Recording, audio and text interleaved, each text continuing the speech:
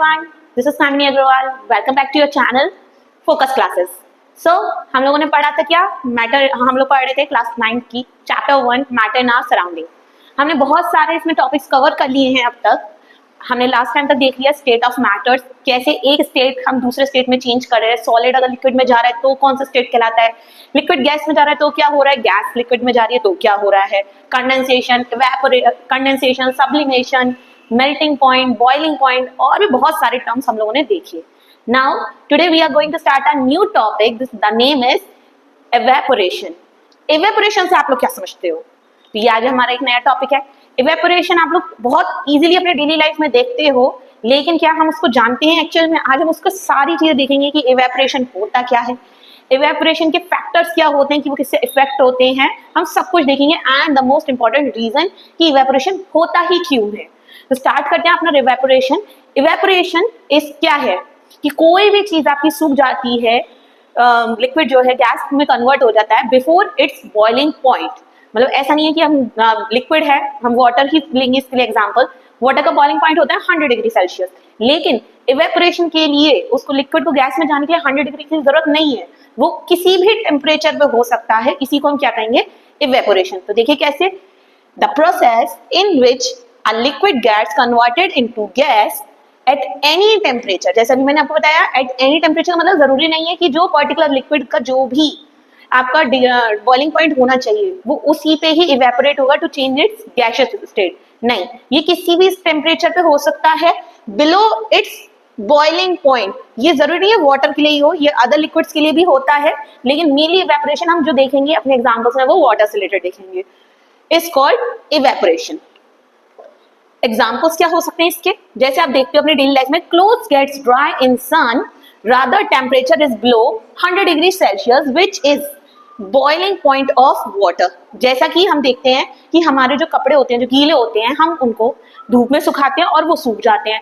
क्या हम जब धूप में जाते हैं तो क्या उसका टेम्परेचर इतना होता है, लाइक वाटर को अगर हम धूप में रख देंगे तो क्या वो तुरंत जाती है बॉइल्ड हो जाता है? नहीं होता है। That means it is below 100 degree Celsius obviously, because the boiling point of water is 100 degree Celsius.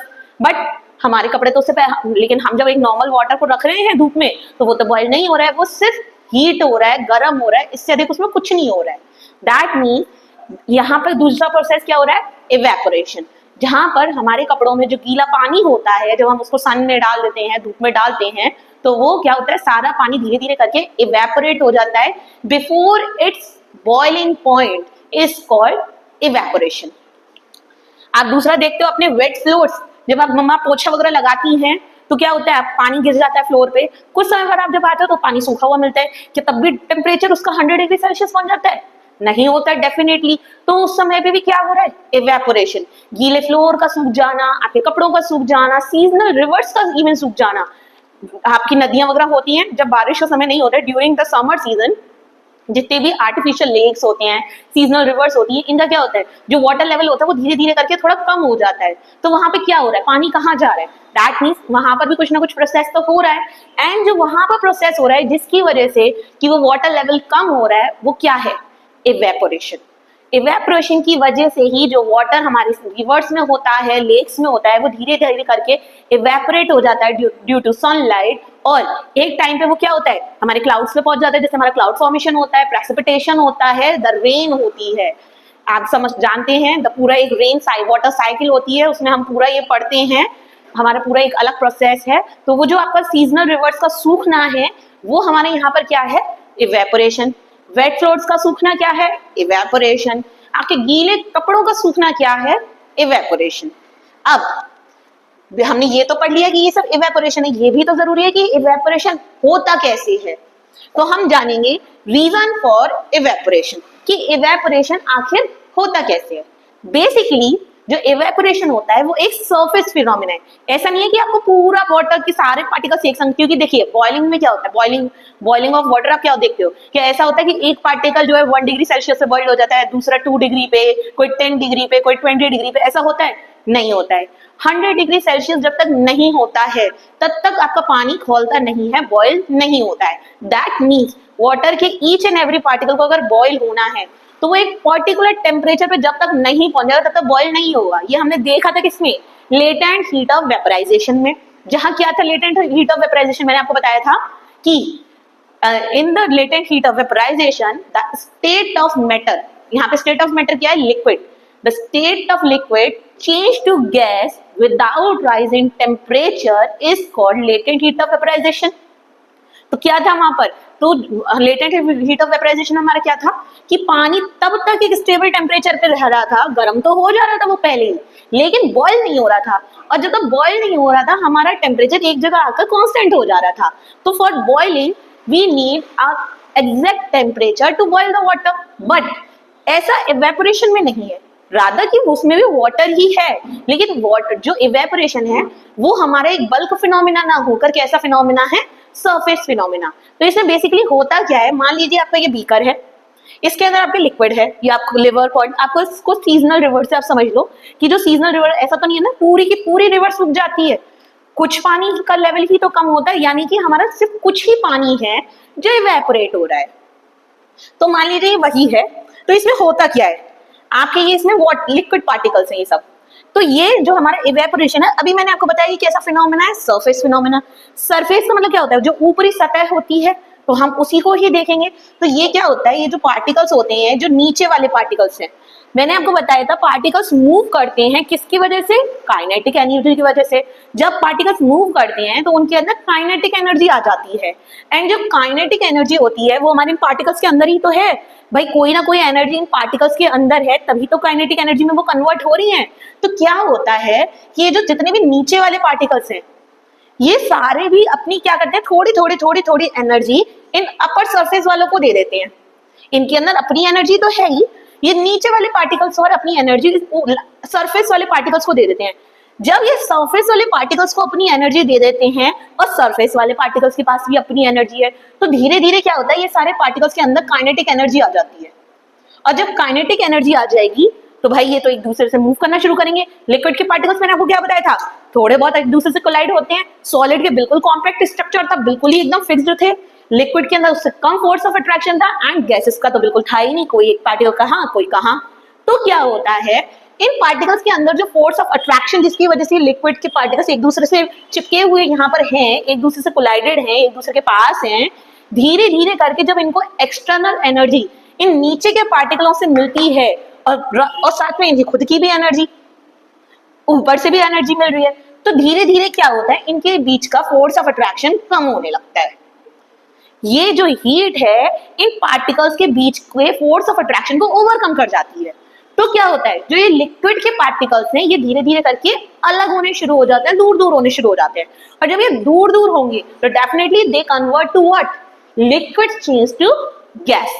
तो ये धीरे धीरे करके वेपराइजेशन फॉर्म में आ जाते हैं, और धीरे धीरे करके हमारा क्या होता है, इवेपोरेशन हो जाता है।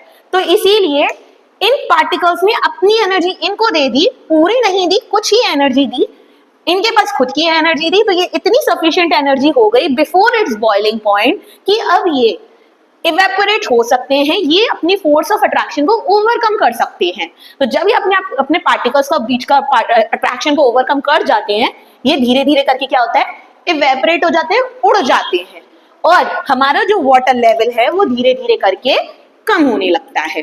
तो this is what are evaporation. यही हमारे गीले कपड़ों के संग होता है।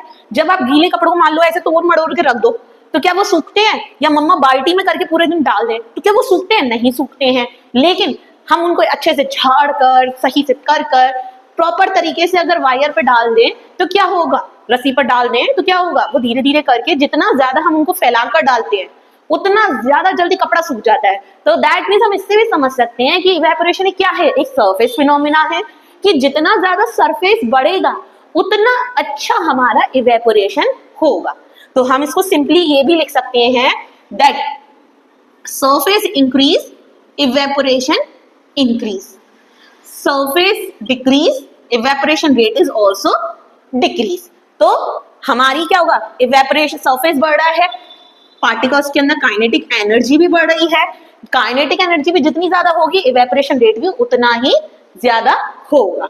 सेम फॉर दिस, सरफेस अगर कम है, लाइक बाल्टी में पड़े होते हैं कपड़े सब एक दूसरे के संग, तो सरफेस एरिया कम हो जाता है, पार्टिकल्स एक दूसरे के फोर्स ऑफ अट्रैक्शन को ओवरकम नहीं कर पाते हैं, और इवेपोरेशन रेट हमारा क्या होता है, कम हो जाता है।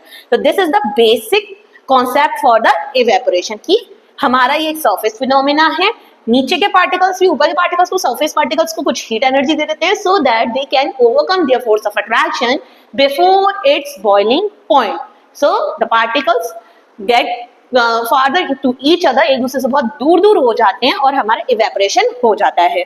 Particles of matters have different kinetic energies, जैसे अभी मैंने आपको बताया था सॉलिड की अलग पार्टिकल्स, हमारे पार्टिकल्स किसमें थे, सॉलिड लिक्विड गैस तीनों में थे, इन सबकी काइनेटिक एनर्जीज भी डिफरेंट थी।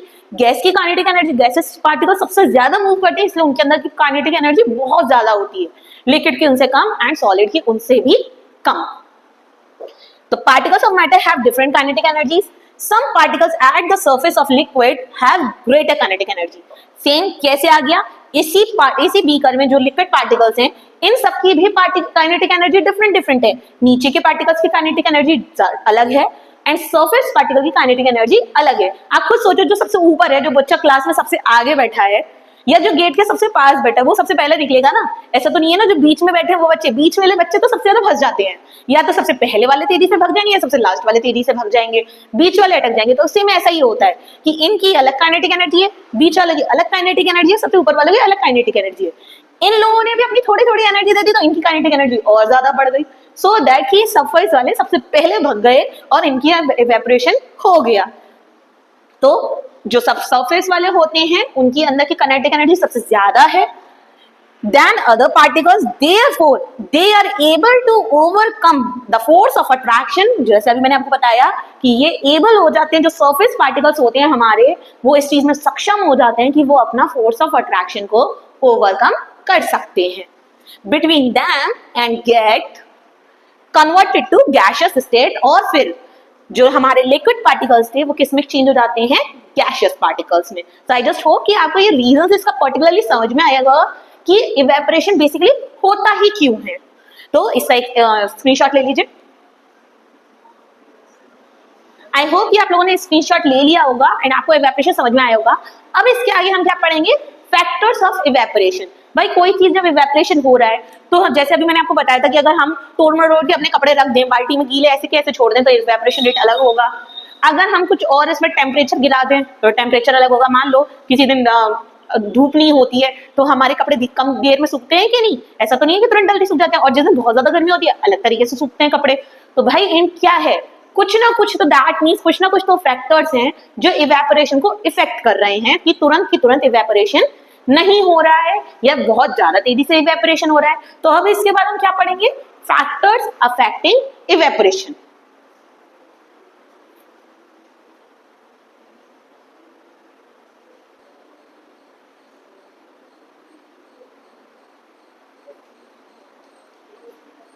स्टूडेंट, जैसे मैंने अभी आपको बताया कि जो हमारे इवेपोरेशन रेट होता है वो अलग अलग फैक्टर्स पर डिपेंड करता है।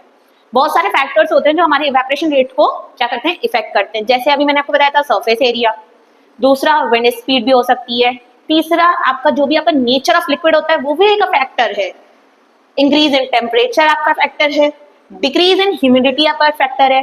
तो अब पहले तो हम ये जानेंगे कि ह्यूमिडिटी क्या है, अलग अलग फैक्टर्स की पूरी जानकारी लेंगे तभी हमें सारी चीजें समझ में आती है। तो स्टार्ट करते हैं अपने पहले फैक्टर से कि इवेपोरेशन रेट हमारे पहले फैक्टर से कैसे इफेक्ट हो रहा है। तो पहला आपका फैक्टर क्या है, सरफेस एरिया। सरफेस एरिया क्योंकि अभी मैंने आपको क्या बताया, evaporation is a surface phenomena. ये कैसा फिनोमेना है, सरफेस फिनोमेना है, बिकॉज जो इवेपोरेशन रेट है वो सबसे ज्यादा हाईली कहाँ है, सरफेस पे। सरफेस के पार्टिकल्स में ही इवेपोरेशन रेट देखा जा रहा है। तो सबसे पहले जो इसको अफेक्ट करेगा वो क्या है, सरफेस। अगर हम सरफेस को जितना ज्यादा बढ़ा देंगे इवेपोरेशन रेट उतना ज्यादा होगा, जितना कम सरफेस कर देंगे इवेपोरेशन रेट उतना ही क्या होगा, कम होगा। तो देखो, greater the surface area more is the rate of evaporation. जितना ज्यादा सरफेस एरिया होगा इवेपोरेशन भी क्या होगा, उतना ज्यादा होगा। We often spread the wet clothes, wet clothes मतलब गीले कपड़े, in air to dry them, हम उनको सुखाने के लिए डालते हैं कि नहीं। By doing so the surface area available for evaporation of water increases and hence the clothes get dried up soon. तो देखो, जैसे अभी मैंने आपको बताया था, अगर हम धूप में कपड़ों को एकदम अच्छे से फैलाकर डालते हैं तो हमारे कपड़े बहुत जल्दी सूख जाते हैं, और अगर हम उनके ऊपर एक के ऊपर एक करके भी डाल दें तब भी नहीं सूखेंगे, एक दूसरे से एकदम चिपका के डाल दें तो भी नहीं सूखेंगे। तो जितना ज्यादा सरफेस एरिया होगा इवेपोरेशन रेट उतना ज्यादा होगा, और जितना कम सरफेस एरिया होगा इवेपोरेशन रेट उतना ही कम होगा। तो जो सबसे पहला फैक्टर है जो इवेपोरेशन को हमारा इफेक्ट कर रहा है वो क्या है, सरफेस एरिया। अब चलते मैं दूसरे फैक्टर की तरफ, इंक्रीज इन टेम्परेचर। भाई इवेपोरेशन है तो टेम्परेचर का खेल है, क्यों, क्योंकि क्या अभी मैंने आपको क्या बताया था कि इवेपोरेशन जो होता है वो क्या है, बिफोर इट्स बॉइलिंग पॉइंट हो सकता है। मतलब ऐसा नहीं है कि वाटर का इवेपोरेशन रेट अगर 100 बॉइलिंग पॉइंट अगर 100 डिग्री सेल्सियस है तो हमको 100 डिग्री सेल्सियस चाहिए, नहीं, इवेपोरेशन किसी भी टेम्परेचर पे हो सकता है, एट एनी टेम्परेचर। तो अगर जब एनी टेम्परेचर हमने वर्ड लगा दिया, दैट मीन्स कि वहां पर टेम्परेचर का अफेक्शन तो सबसे ज्यादा हो जाएगा। अगर टेम्परेचर इंक्रीज करेगा तो इवेपोरेशन रेट कुछ और होगा, अगर टेम्परेचर कम होगा तो इवेपोरेशन रेट डिफरेंट होगा। तो the rate of evaporation increases with increase in temperature. जितना ज्यादा टेम्परेचर होगा उतना जल्दी इवेपोरेशन होगा, due to increase in kinetic energy of liquid particles. क्यों, क्योंकि जैसे हमने पढ़ा हुआ है ये तो ऑलरेडी कि जितना ज्यादा हमारा टेम्परेचर होता है उतना ज्यादा पार्टिकल्स क्या होते हैं, एक दूसरे से अलग होने की कोशिश करते हैं, उनके बीच का फोर्स ऑफ अट्रैक्शन धीरे धीरे कम होने लगता है, और उनके अंदर की, क्यों, क्योंकि उनके अंदर ये जो काइनेटिक एनर्जी होती है वो इंक्रीज कर जाती है। तो सिंपल है, अगर टेम्परेचर इंक्रीज कर रहा है तो काइनेटिक एनर्जी भी क्या कर रही है, इंक्रीज कर रही है। और जब काइनेटिक एनर्जी इंक्रीज करेगी तो भाई लिक्विड अपने फोर्स ऑफ अट्रैक्शन को उतनी जल्दी ओवरकम कर पाएंगे एंड उतनी ही जल्दी वो क्या होंगे, कन्वर्टेड टू गैसियस स्टेट। तो हमारा इवेपोरेशन रेट क्या हो जाएगा, इंक्रीज। तो अगर टेम्परेचर इंक्रीज कर रहा है इवेपोरेशन रेट इज इंक्रीज हो रहा है, टेम्परेचर कम होगा इवेपोरेशन भी कम होगा। सरफेस एरिया के साथ भी है, सरफेस एरिया अगर आपका ज्यादा है ये भी डायरेक्टली प्रोपोर्शनल क्या है, इवेपोरेशन, ये भी क्या होगा, बढ़ जाएगा। अगर सरफेस एरिया कम होगा इवेपोरेशन भी आपका कम होगा। थर्ड आपका है डिक्रीज इन ह्यूमिडिटी। पहले ह्यूमिडिटी समझो, ह्यूमिडिटी क्या है, हमारी ह्यूमिडिटी मतलब क्या होती है, नमी।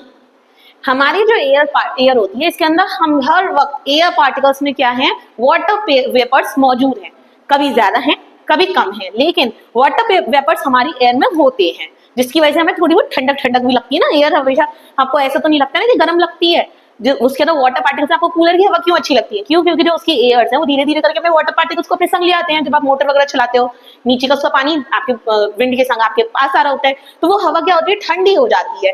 सेम क्योंकि उसके अंदर वाटर वेपर सब प्रेजेंट हो गए हैं। सेम इसके साथ है, the amount of water vapour present in air, the air around us can hold only a definite amount of water vapours at a particular temperature. तो ह्यूमिडिटी क्या है, ये टेम्परेचर पर डिपेंड कर रही है। कैसे, मान लो किसी दिन धूप बहुत ज्यादा तेज है तो क्या आपको ऐसा लगता है कि ठंडक ठंडक लग रही है हवा, नहीं लगती। लेकिन अगर किसी दिन बारिश का मौसम होता है और तब जो हवा चलती है तब कैसा लगता है, बहुत अच्छा लगता है, एकदम ठंडा ठंडा फील होता है। क्यों, क्योंकि ड्यूरिंग द रेनी सीजन आपके जो वाटर पार्टिकल्स होते हैं, वाटर वेपर्स हैं इन द एयर, उनका जो अमाउंट होता है वो धीरे धीरे करके बढ़ जाता है। लेकिन इन अ हॉट समर डे आपका जो वाटर वेपर लेवल है वो कम हो जाता है। तो यही रीजन है, जब आपकी ह्यूमिडिटी होती है, जो समय सीजन चल रहा है, उमस भी जिसको आप कहते हो, तो इसमें क्या होता है, आपको बहुत ज्यादा पसीना आता है। तो आपको पहली बात तो गर्म दिन, ऊपर से नमी, ऊपर से उमस, तो आपको क्या होता है, बहुत ज्यादा पसीना आता है, लेकिन वो सूखता इजीली नहीं है। तो इसका मतलब हम समझ सकते हैं क्यों नहीं सूख रहा, क्योंकि ऑलरेडी मौसम में नमी है, स्वेटिंग ऑलरेडी नमी है, तो वाटर वेपर्स इतने ज्यादा हो गए हैं कि उनको सूखने के लिए उनको जगह ही नहीं मिल रही है, जाने के लिए जगह ही नहीं मिल रही। भाई हर चीज की एक पर्टिकुलर क्वांटिटी होती है कि नहीं। अगर हम मान लो 100 यूनिट्स हैं अगर इवेपोरेशन के लिए, 80 तो इनने खेल लिया, और 20 यूनिट्स कहाँ ही जाएंगी, और वो क्या ही आपको इवेपोरेशन दे देंगी बहुत ज्यादा। तो we sweat a lot in hot and humid weather. हमें सबसे ज्यादा पसीना कब आता है, जब या तो बहुत गर्म दिन होता है या एक ह्यूमिड जो उमस वाले जो समय होता है, जो समय चल रहे हैं वो, तब हमें पसीना बहुत ज्यादा आता है। In dry weather, because air already has high amount of water vapors in humid and hot weather. तो इस समय में एयर में ऑलरेडी वाटर वेपर्स की जो क्वांटिटी है वो ऑलरेडी हाई है as compare to the hot आपके नॉर्मल समर डेज। इस वजह से आपका जो इवेपोरेशन, इस समय पे अगर आप कपड़े सुखाते हो बाहर तो इजीली जल्दी आराम से नहीं सूखते हैं। तो इसका मतलब हम समझ सकते हैं, अगर ह्यूमिडिटी इंक्रीज है इवेपोरेशन रेट डिक्रीज है। सिंपली हम ये भी बोल सकते हैं कि humidity is inversely proportional to evaporation. ये कैसा है, इनवर्सली प्रोपोर्शनल है। ये सारे क्या थे, directly proportional. Directly proportional, inversely proportional का मतलब क्या होता है, कोई चीज अगर डायरेक्टली प्रोपोर्शनल है तो मान लो ए जितना ज्यादा बढ़ेगा उतना ही बी भी बढ़ेगा, ये होता है direct proportion, directly proportional. Inversely opposite, अगर ए बढ़ रहा है तो बी कम होगा, बी बढ़ रहा है तो ए कम होगा। तो ह्यूमिडिटी जो है वो इनवर्सली प्रोपोर्शनल होती है एवापोरेशन के, rather temperature, surface area are directly proportional. तो ये बात आपको यहाँ पर याद रखनी है कि humidity is a inversely proportional to evaporation. Humidity बढ़ेगी, इवेपोरेशन घटेगा, ह्यूमिडिटी कम होगी, इवेपोरेशन रेट बढ़ेगा। तो सिंपल आपको ये याद रखना है, ये वाला फैक्टर कि humidity is inversely proportional to evaporation, surface area is directly proportional to evaporation, temperature is also directly proportional to evaporation. तो ये आपके 3 फैक्टर थे। इसके बाद हम चौथे फैक्टर पे चलते हैं, increase in the speed of wind. तो विंड, अब देखिए हवा भी तो बहुत ज्यादा इंपॉर्टेंट फैक्टर है। हवा चलती है तो कपड़े ज्यादा जल्दी सूख जाते नहीं, भले ही आपका मौसम में धूप ना हो और हवा बहुत तेज चल रही है तो भैया बाहर जाके कपड़े सुखा जाते हैं। क्यों?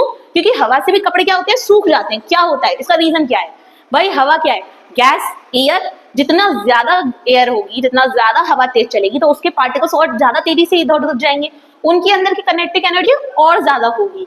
तो क्या होता है, जब बहुत ज्यादा तेज हवा चलती है तो जो आपके कपड़ों में जो पानी होता है गीला, वो वाटर पार्टिकल्स भी क्या होते हैं, हवा के संग उड़ जाते हैं। भाई जब उड़ ही जाएंगे उनके संग तो वो एक सब दूर ही चले जाएंगे, उनके अंदर का फोर्स ऑफ अट्रैक्शन बहुत कम हो जाएगा। तो ये सारे वाटर पार्टिकल्स को एयर अपने संग लेकर चली जाती है, हवा अपने संग लेकर चली जाती है। तो यही रीजन है कि wind is also affect to the evaporation. How? The rate of evaporation increases with increase in wind speed. तो हम कह सकते हैं कि wind is also directly proportional to what? Evaporation. ये चीजें आपको याद रखनी है हमेशा कि कौन सी चीज डायरेक्टली प्रोपोर्शनल है, कौन सी इनवर्सली प्रोपोर्शनल है। तो wind is also directly proportional to evaporation. जितनी ज्यादा हवा की स्पीड होगी उतना ज्यादा इवेपोरेशन रेट इंक्रीज होगा। क्यों? क्योंकि उनके अंदर की काइनेटिक एनर्जी बढ़ जाएगी और हमारे कपड़े जल्दी सूख जाएंगे। तो these are the 4 factors which affect the evaporation. फिर आपको ये समझ में आई होगी। एक और भी फैक्टर होता है the nature of liquid. Nature of liquid कैसे? जैसे मैंने आपको बताया, हर लिक्विड का अपना एक अलग अलग बॉइलिंग पॉइंट होता है। और इवेपोरेशन क्या है, एक किसी भी जो पर्टिकुलर बॉइलिंग पॉइंट है उससे पहले ही इवेपोरेशन हो जा रहा है। अब सपोज करो अल्कोहल का आपका बॉइलिंग पॉइंट कम है वाटर से, ये हम जानते हैं 78 डिग्री सेल्सियस समथिंग होता है। तो वो आपका वाटर का क्या है 100 डिग्री सेल्सियस, एल्कोहल का उससे कम है। तो एक बात बताओ, इन दोनों में इवेपोरेशन किस में जल्दी होगा? डेफिनेटली एल्कोहल में जल्दी होगा। क्यों? क्योंकि उसका बॉइलिंग पॉइंट ही वाटर से कम है और इवेपोरेशन रेट और तेजी से हो जाएगा। इसीलिए आप कोई भी एसीटोन हो गया या अपना नेल पेंट रिमूवर हो गया या इस तरीके के कोई भी मटेरियल्स हो गए जो बहुत ज्यादा वोलेटाइल इन नेचर होते हैं, जो अपने आप से उड़ जाते हैं। वोलेटाइल का मतलब क्या होता है? जो उड़ जाते हैं।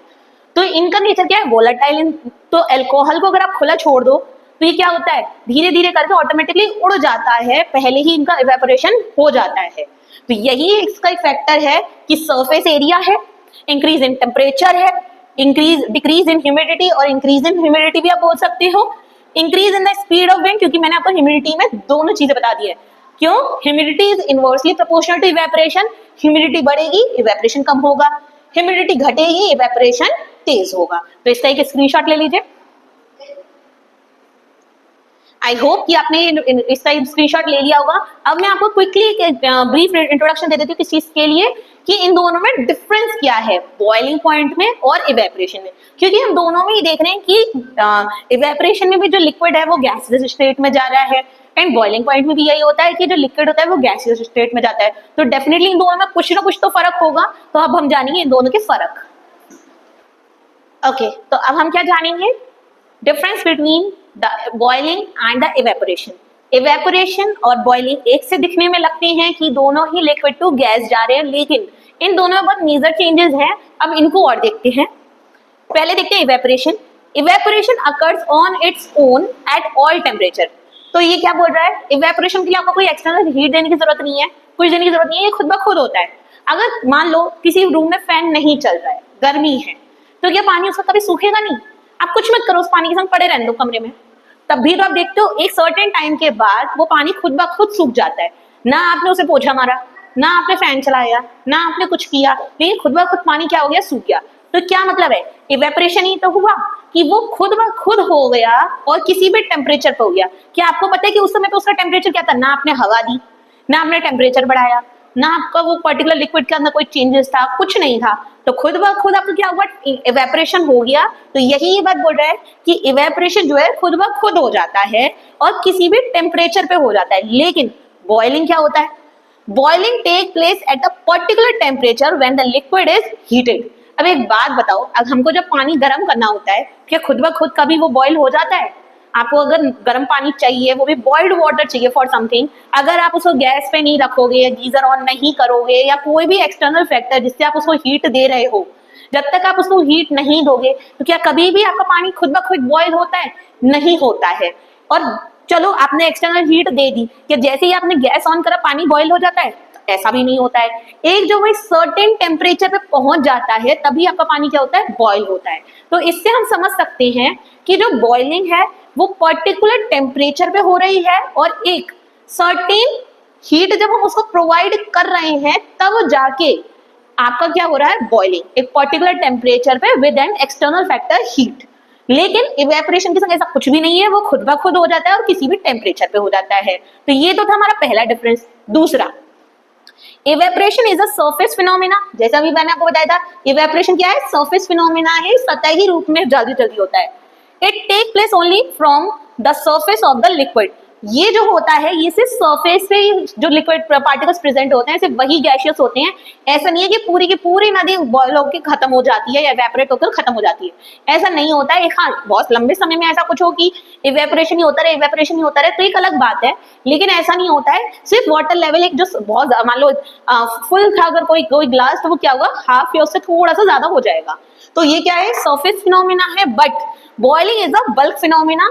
बॉइलिंग क्या है, एक बल्क फिनोमेना है। अगर आपने वाटर को बॉइल करने रख दिया है और आप गलती से गैस ऑन करना भूल गए, तो आपका वाटर क्या होगा, पूरा का पूरा लिक्विड टू गैसियस चेंज हो जाएगा, इवन बर्तन भी जल जाएगा।